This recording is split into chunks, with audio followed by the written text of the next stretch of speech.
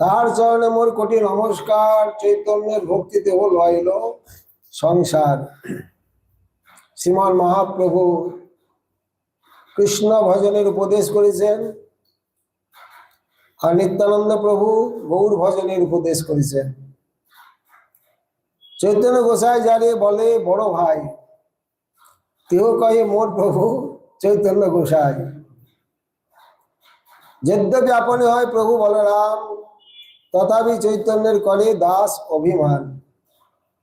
চৈতন্য সেবক, চৈতন্য গাও, লও চৈতন্য নাম।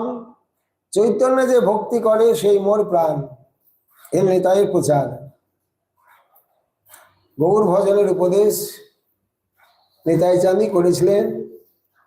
মহাপ্রভু নিতাইকে পাঠানোর সময় বলেছিলেন, আমা হইতে না হবে যাহা, তুমি তো পারিবে তাহা।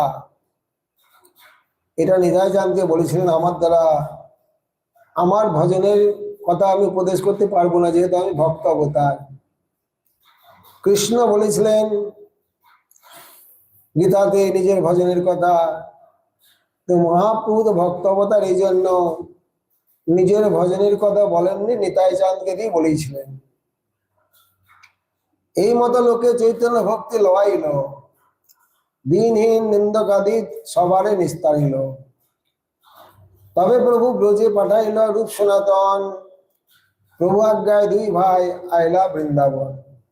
ভক্তি প্রচারিয়া সর্বতীর্থ প্রকাশিল, ব্রজমণ্ডল একেবারে লুপ্ত হয়ে গিয়েছিল। মদন গোপাল গোবিন্দের সেবা প্রচারিল, নানা শাস্ত্র আনি কইল ভক্তি গ্রন্থ সার।